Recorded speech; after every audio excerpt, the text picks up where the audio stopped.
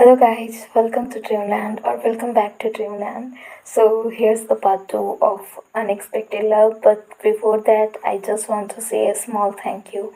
Well, not a small in feeling, just in words. To those few kind strangers who liked, watched or even subscribed to my first video. You have no idea how much that meant to me. I didn't tell my family or friends about this channel. So every little bit of love came from people I don't even know, and that makes it feel even more special. It honestly gave me the boost to keep going. So thank you for being here again or for finding your way here for the first time. Either way, I'm really happy you're here. Alright, let's begin our story. The house was quiet. Moonlight is spilling through tall windows into Wing's home office. He sits at his desk, sleeves rolled up, typing, focused, alone, as usual. A cup of cold coffee sits forgotten nearby. His father had gone out for dinner, something about visiting an old friend. But Wing hadn't asked questions. He rarely did. His phone rang, unknown number. He answered, distracted. Yes? A breathless voice. Is this Mr. Wilson? Wing sat up straighter. Yes. What is this? Your father's been an accident. Please come to Beijing First Hospital immediately. It's serious. The world blurs as Wing runs through the hospital corridors, coat half on, tie hanging loose. His mother, Madame Liu, is beside him, heels clacking furiously. Jianyu, what were you doing out this late alone? She whispered as they ran. They see a nurse. Mr. V. Jianyu. Wing pants out. ICU, she says, room 318. He's conscious for now. But we don't know for how long. Mr. V lies on the hospital bed, oxygen tubes in his nose, bruises on his face, blood dried on his temple. His eyes flutter open when he hears his son's voice. Dad, I'm here. Mr. V grabs Wing's hand weakly. Wing, shh, don't talk. Wing, Mr. V rasped, barely audible. I'm here, Dad, I'm here. Mr. V tightened his hold on Wing's hand. Listen to me. Don't talk, Dad. Wing, Mr. V insists, barely whispering. Promise me, promise you'll marry Wangji. Wing stares stunned. What? Promise me he's good. You'll see. Just say yes for me. Wing shakes his head. Dad, don't. I gave my word. His grip tightens, feeble but desperate. Say yes. Promise me you'll marry Wangji. Dad, I don't know him. Promise, Wing. Please. His voice was fading fast. Fine, Wing says, his voice cracking. Yes, okay, I promise, Dad, just rest. But his father's hand slackened. The heart monitor beeps irregularly. Alarms go off. Doctors rush in. Doctor pushed Wing back. And just like that, Mr. V slipped into a coma. Hours later, Madame Liu sits rigid in a plastic chair, arms folded. The lights were dimmer now. Madame Liu sat stiffly in a corner chair, arms crossed, her face pale but unreadable. Wing slumped beside her, pale but numb, stares blankly at the floor, still in his dress shirt, jacket off, sleeves rolled up, stained with hospital air.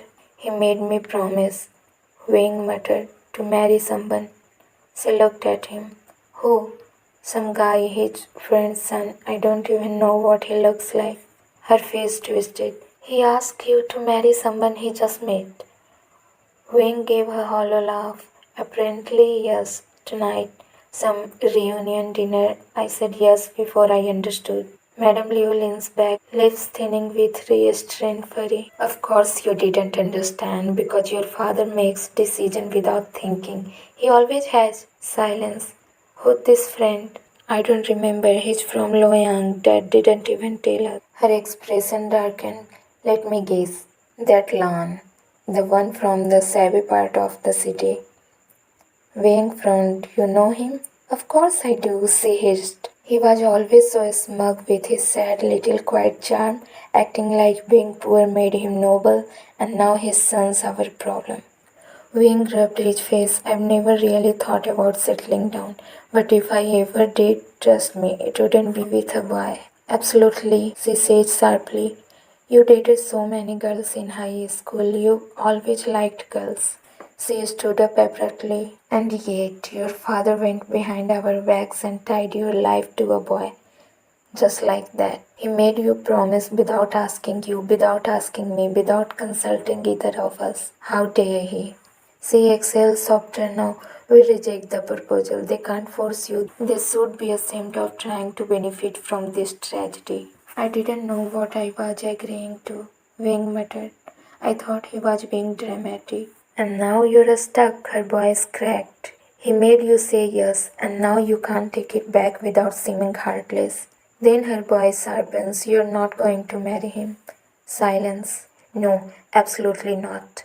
That family always envious of our status. You know why I didn't want to stay in Luang? Because of them, because your father refused to see anything. Then she said darkly, they always wanted to catch up to us. Envy turns people shameless. Maybe they saw this as their only chance. Tie their obscure son to a successful heir like you. You think they planned this? Wayne asked coldly. I think they didn't have to. Your father gave them everything with a smile. Wayne said nothing. His chest tightened, not with grief, not fully, but with a slow burning resentment, not toward his father, not even toward Mr. Lan, but toward this boy, Wangji, this stranger, this faceless name, who has somehow been handed promise meant to belong to Wing's future. Wing sits in silence again, thoughts spiraling. He doesn't know what he feels, only that something heavy, unfamiliar, irreversible has shifted. What did he even do to earn that promise? What kind of father forces this on his son? And what kind of boy says yes to it? He didn't know, and he didn't want to find out. The next morning, Xianwang was pacing in deep thought. Suddenly he stopped, turned to face Wangji and said, So you're telling me that in just one day a man popped into your life turns out to be your father's childhood friend? He paused to catch his breath. And he wants you to marry his son, who not only one of the richest and most handsome men in China, but also said yes to marrying you. Wangji gave her a dull nod. It was the third time Suyang had asked the same thing. Now Wangji regretted even coming to him. He had hoped Suyang might help him find a way out without hurting anyone's feelings. Usually he kept his worry to himself, but this had kept him awake the whole night. And still he'd come up with no solution. So he thought maybe Suyang could tell him what to do. Suyang was the only friend Wangji had, the one who'd approach him back in college. From that day on, they'd been close. He never got bored of Wangji's silence like the other students did. He even understood the things Wangji hesitated to say, like when Wangji was struggling with the studio, Suyang had offered help without waiting to be asked. He started working there and stayed. After Mr. Lan, Suyang was the next closest person in Wangji's life, someone he could actually rely on. Wangji was pulled out of his thoughts by Soyang's voice again. So why don't you want to marry him? Unless he raised an eyebrow. You got issue with him being a guy. Wangji shot him a glare. It's not that I don't want to marry him, he said firmly. It's just I'm not ready for all this. All I want right now is to focus on my studio, not get trapped in a relationship. He looked down at the floor. And plus, I don't understand why Mr. V chose me. I mean, what's so special about me? His son can marry anyone he wants. When Zoyang didn't say anything, Wangji glanced up, only to find him staring at him with that "Are you out of your mind" expression. Then Zoyang spoke. You sound lame when you use your studio as an excuse to avoid relationships. He crossed his arms. And about liking you, do you even realize how awesome you are? Every girl here swings over you. Their parents literally call you the perfect guy for their daughters because you're a gentleman. So Young leaned back with a knowing smile. And coming from Mr. V's world, it must be hard for his son to find someone honest. Someone who isn't just after his money. So when Mr. V saw you, he grabbed the opportunity. Wangji looked unconvinced. Maybe you're right about everything else, he said quietly, but no girl swings over me. Deny all you want, Soyang said, waving a hand. Doesn't change the truth. He leaned forward suddenly, his tone turning mischievous. And now that we're talking about this, I'm dying to see Susie's reaction when she finds out. Wangji gave up with a sigh. Okay, continue your nonsense if you want. I've got a lot to do. He stood to leave, but Xianwang stopped him, gently pushing him back into the chair. Let's focus on the real issue here. He looked at Wangji seriously now. If you don't want this marriage, what's stopping you from saying no? Because from what I recall, your dad said there's no pressure. Wangji stared at his hands for a moment. Yeah, he never forced me into anything, he said slowly, but I don't want to disappoint him. He exhaled. We've always been enough for each other, just the two of us. But yesterday, after seeing him, Mr. V, I saw a side of my dad I never knew existed. He looked up, his eyes softer now. He's never let anyone into his life except me. And now suddenly there's someone who makes him smile like I do. I I don't want to take that away from him. So Yang looked at him, eyes gentle. You won't. He leaned back thoughtful. There's nothing wrong with giving this proposal a chance. Just meet him. You don't have to decide anything now. But at least then you'll know whether you're being agreed to this because he actually wants to or just for his dad's sake. Then he added teasingly, and let's see if he starts liking you too. Wangji's brows furrowed. I don't like him. What made you think so? Well, you didn't say it, so Yang said slyly, but you did say he's really handsome. Wangji crossed his arms. That's just a fact, and you think so too. It doesn't mean I fell for him after seeing one photo. So Yang tilted his head, voice low. But you've never complimented anyone's look before, ever. So the fact that you did might mean he's a little more special to you than you think. You're talking nonsense again, Wangji muttered, but there was no fire in his voice. Then he added, but you came up with a good idea. I'll talk to Dad about meeting him first. I'm sure he won't say no. So Yang smiled, anything for you, but if everything goes well, he winked. You're gonna be married very soon. Wangji shook his head and stood. Let's just get back to work. And with that, he left Suyang's cabin. Somewhere else, Wing sat numbly in his office cabin. The doctor has said they couldn't tell when or if his father would regain consciousness. It could be weeks, months, or forever. For the first time, he felt truly helpless. He didn't know what to do. He hadn't even wanted to come to the office. He didn't want to leave his father's side. But he couldn't bear to see his mother cry anymore, and he knew he had to stay strong for her. She needed someone to lean on now. Here in the privacy of his office was the only place he could let go. Behind closed doors, he didn't have to pretend. He could let the tears fall, the ones he'd been holding back since that hospital call last night. But not for long. A knock interrupted his thoughts. Sir, there's someone here to see you, a staff member said. Moments later, the door opened again and Song Lang walked in, calm as ever, one of Wing's closest friends. He sat down across from him and spoke gently. I didn't expect to see you here. How's your dad? Any updates on his recovery? Wing shook his head silently, no. Seeing his friend so broken, Song Lang tried to comfort him. I've heard of many cases where the patient regained consciousness quickly. Your dad's strong. He'll get through this. Don't worry too much. Wing looked at him, a trace of anger flickering in his eyes. None of this would have happened if he hadn't gone to meet that friend, he said bitterly. If he'd just had dinner with us like always. Songland frowned in confusion. What are you saying? I don't get it. Wing voice tightened. He went to meet someone, some old friend he just reconnected with after years. That's when the accident happened. Understanding dawned on Songlang. Wing was overwhelmed. He was scared and he needed something or someone to blame. He didn't argue with him. He didn't say the accident could have happened anyway, even if Mr. V hadn't gone out. He just said softly, everything's going to be alright, just stay strong. When Wangji got home the following evening, he was surprised to find the house empty. His father was always home by now. He never went out again after returning from work. He always stayed in, waiting to welcome Wangji. A flicker of worry crossed Wangji's mind until he considered something else. Maybe he went to see Mr. V. After all, they lost so many years. If his father had finally decided to reconnect, then it made sense. Wangji let out a soft breath, reassured. At least now he knew what he wanted to do about the marriage proposal. He wouldn't disappoint anyone. Wangji found himself wondering, would Wing feel the same way at the thought of seeing him for the first time? Would he be curious too?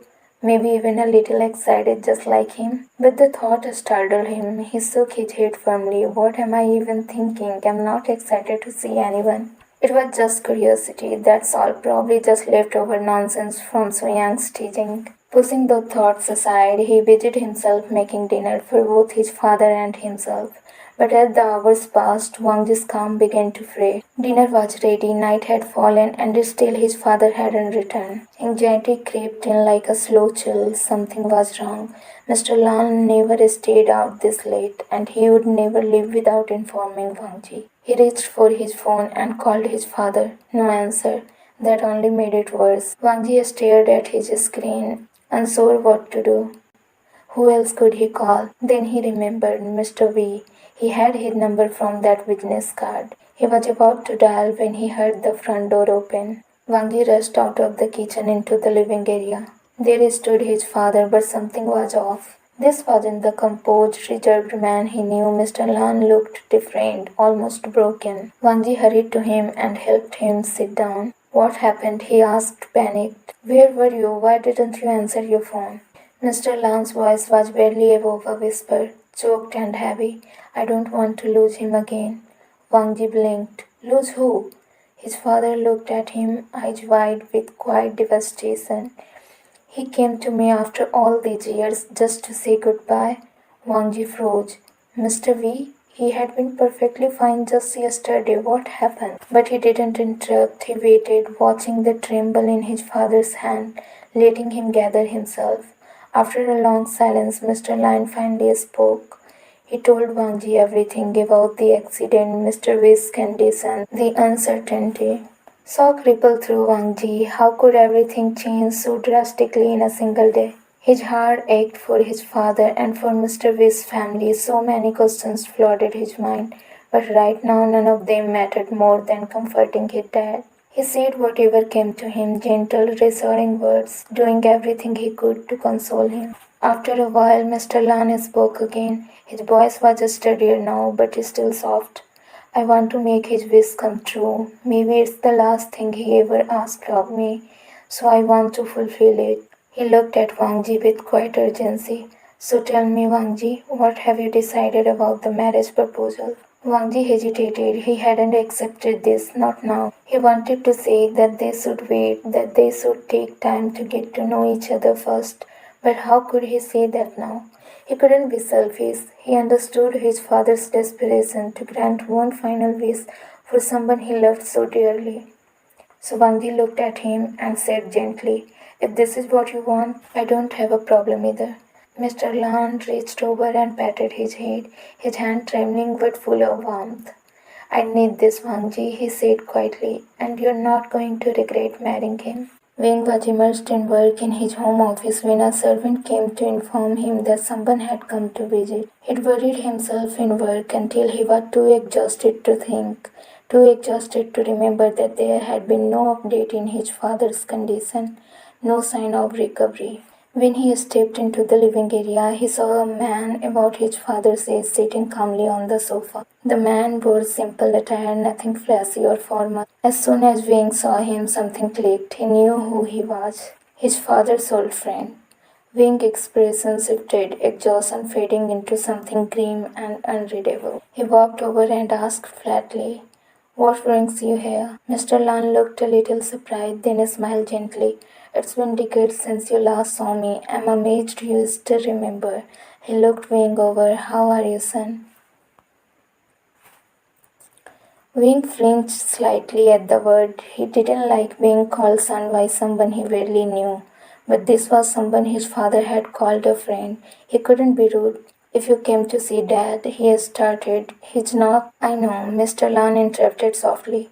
I went to the hospital to see him, but unfortunately, I only got to meet your mother.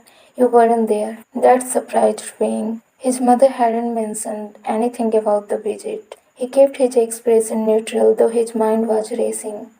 He'd been trying hard to forget what his father had asked from him. He thought if he ignored it, it wouldn't become real. But now here he was, standing right in front of him. Wing asked again, this time with a hint of steel in his voice.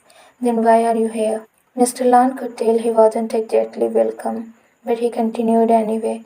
I'm really sorry about your father. I didn't accept fate to decide something like this. We met after so many years only to be separated again. He paused, but when Wing said nothing, he went on. Before that, your father asked me something. He wants you and my son to get married. Wing let out a bitter smile. You're saying it like it was only his wish, as if you had nothing to do with it. Then, losing his composure, he added coldly, and I'm really surprised. Instead of praying for your friend's recovery, you're out here arranging your son's marriage. Mr. Lan's eyes hardened, and he raised a hand before Wayne could say more. I understand how worried you must be, he said carefully, but that doesn't give you the right to speak nonsense. And I'm not worried about my son's marriage. I'm only thinking about it because I'm terrified. This might be the last thing your father ever asked of me. I don't want to fail him. He stood up and walked toward the main door, but just before stepping out, he turned back. Meeting Wing's eyes, he said quietly, I'm letting this go because of the situation we're in, but don't ever question our friendship or my concern for him. Only I know how helpless I feel right now because there's nothing I can do for him. He added one last thing before leaving, and I believe my friend reached you better than this. The door shut behind him. Wing stood frozen, the words still hanging in the air. He could relate. God, he could. The same helplessness had been tearing him apart since the night of the accident. Still, he hadn't said anything, and Mr. Lan hadn't waited. Regret washed over him instantly. He shouldn't have said what he did. But right now, all he could think about was what if? What if this really was the last thing his father ever asked of him? The thought terrified him. What if this marriage was the only thing his father wanted to see before? No, no, it couldn't be true, Wayne told himself. This can't be happening. His dad was going to be okay. He had to be. He would recover. He had to because Wing wasn't ready to say goodbye. Not like this, not when there was still so much left to do. He needed his father. And if it were true, if it really mattered that much, then maybe doing it could change something. Maybe if he fulfilled his father's wish, he could stop this from becoming a goodbye. Maybe his father would stay, he'd recover, he had to, and Wing would prove to him what a good son he was. He'd show him, he'd do it, he'd do whatever his father asked, anything, so that his father, like any good father, would return to his life. Because this couldn't be the end, not it. His father still had to come back. They had better date to see, and if keeping that promise meant doing what his father asked, then Wing would do it, no matter what. What? Are you out of your mind? How can you agree to this ridiculous idea of your father? Madam, you snapped, her voice sharp with disbelief. Wing stayed calm, trying to reason with her. Mom, you're not understanding. I don't have any other choice. No choice? Madam Liu scoffed. Didn't we agree we were going to reject this absurd proposal? Her voice softened, but the edge remained. And now your father can't meddle anymore. Everything is in your hands. Don't follow in his footsteps. Think wisely. I don't want this either, maybe even more than you do. But I have my reasons. Then enlighten me, she challenged. Mr. Lan came today. Madam Liu's expression darkened. Oh, so that's the reason. That's why you suddenly changed your mind. He sweet talked you right under my nose. How dare he came to my house? Mom, please listen to me. He had nothing to do with my decision. Really? She said bitterly. So you're telling me he didn't come here just to secure his son's future? He came to fulfill Dad's wish. Madam Lewis scoffed, eyes flashing. Always so selfless, she muttered. Son, don't let him manipulate you. You're not your father, and just think how shameless of him to bring this up in such a time. He said, what if Dad never wakes up? What if this is the last thing he ever asked him to do? Madam Liu let out a sharp breath. And you believe that too, that he's not going to wake up? That we'll never be together again? No, Mom, no. Wayne crossed the room and gently took her hand. I don't think he really accepted me to say yes. Maybe he knew I hadn't, but he still said it like he was trying to make me promise, just in case. He looked down. What if doing it brings him back? We can't lose him, and I really, really need you on my side. She could see it now. Nothing she said would change his mind. Her son had already made his choice, and it was coming from the most desperate place in his heart. Madame Liu sighed, defeated. I'm always on your side, but promise me you won't be blinded by their sweet words. You'll never become like your father. Wing whispered, promise. Meanwhile, Wangji demonstrated new moves to his students, but something was off. His mind wandered, his steps fluttered. Almost a week had passed since his father had asked him to consider marrying Wing. That conversation hadn't come up again, not even once, but every day Mr. Lan still went to the hospital to check on Mr. V. Wangji didn't know why, but part of him always wondered if they should visit the family too, offer support, at least ask how they were holding up. But it wasn't his place to decide that, so he only asked for updates from his father and told himself it was enough. He shouldn't worry about Wing either. He wasn't lacking anyone to lean on during this time. Sir, one of the students called out, you changing the moves in every turn. Are we switching routines? Wangji blinked. Right, he wasn't focused. He sighed, giving in. We'll stop here for today, he said, clapping his hands to dismiss them. Let's pick it up tomorrow with fresh energy. As the students gathered their things, Wangji reached for his water bottle, but it was snatched from his hand. He turned startled and found Susie standing there, grinning mischievously. Before he could say a word, she thrust a bottle into his hand. What's this? He asked, shaking his head slightly. Juice, watermelon, orange, and pomegranate helps with focus, she replied matter of factly. Wangji didn't need to ask why. She always noticed the little things, always went out of her way for people without waiting for a thank you. He smiled warmly, thanks. Susie looked at him more serious than usual.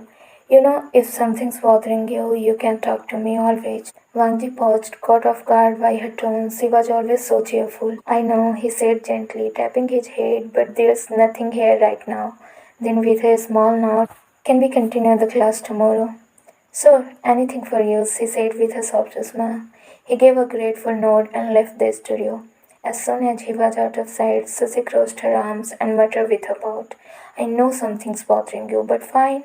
Keep your secrets, just wait. There will be a day you won't hesitate to pour your heart to me. The following night, the moment Wangji stepped inside, he was hit by the rich aroma of spices and warm food. Dad's cooking. He hurried to the kitchen and threw his arms around Mr. Land from behind, peeking over his shoulder. Wow, it smells amazing. You made all my favorites. What's the special occasion? Mr. Land turned to him with a soft smile. If you let me, I'd cook for you every day. It's not special. I just wanted to check if my food still had the magic to bring that sweet smile back to my sunshine. Wangji's grin widened. Never doubt that. He scanned the dishes. Okay, now let's dive in. No, sir, sour first, Mr. Land protested.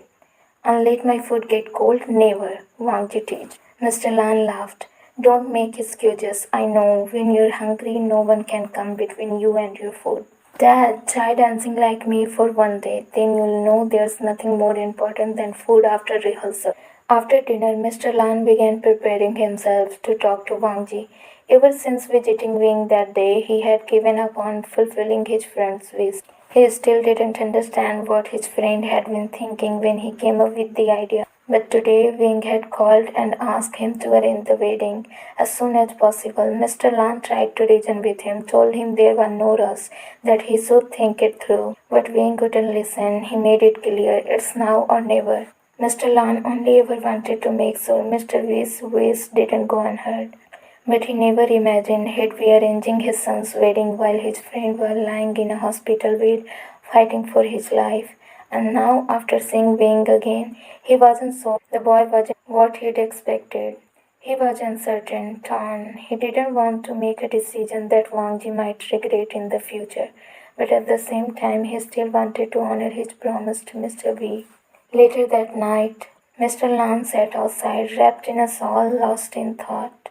Wangji walked out holding two drinks, tea for his father, milkshake for himself. Dad, it's cold. What are you doing out here? He handed him the tea, then observed him closely. Something was clearly on his mind. Come out with it, Wangji said.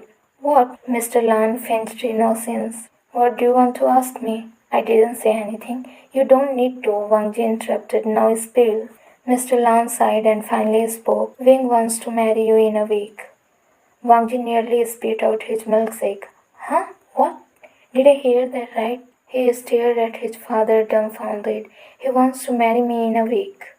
Mr. Lan nodded solemnly. But why? Shouldn't we wait for Mr. V to recover? I mean, what's the rush? What's wrong with him? Mr. Lan hesitated. He didn't tell Wangji how unwelcome he felt at that house. He hoped it was just grief or fear that made Wing act so cold. He thinks maybe doing this will speed up his father's recovery. Wangji frowned. But that's ridiculous. Only doctor can help, not some rushed wedding. Mr. Lan looked at him. So, you don't want to do this? Wangji exhaled slowly. Maybe not under these circumstances. Then, after a long pause, he continued, voice softer now. I wanted us to have a chance to know each other first, before we made any decision, but now everything's changed, and I don't think it's the right time for all of this. A quiet silence settled between them. Then Wangji spoke again. I just study. Tell him yes. Mr. Lan looked up surprised. Are you sure? Wangji nodded. Maybe doing what his dad wanted will help him feel connected to him. Maybe he needs this. He looked away for a moment, then added, and if we are the future, then a little early doesn't matter. Mr. Lan placed a gentle hand on his son's shoulder, pride in his eyes. That's my son. That's it for today, guys. If you made it this far, thank you for sticking around. Really, every second you spend here, it means more than I can put into words right now. If you like this video, feel free to like, subscribe, or just silently send me good vibes. I'll take it all. And if you didn't like it, well, thanks for watching anyway. You got excellent patience. Until next time, take care of yourself, be kind to your heart, and maybe come say hi again soon. Okay, see you in the next part.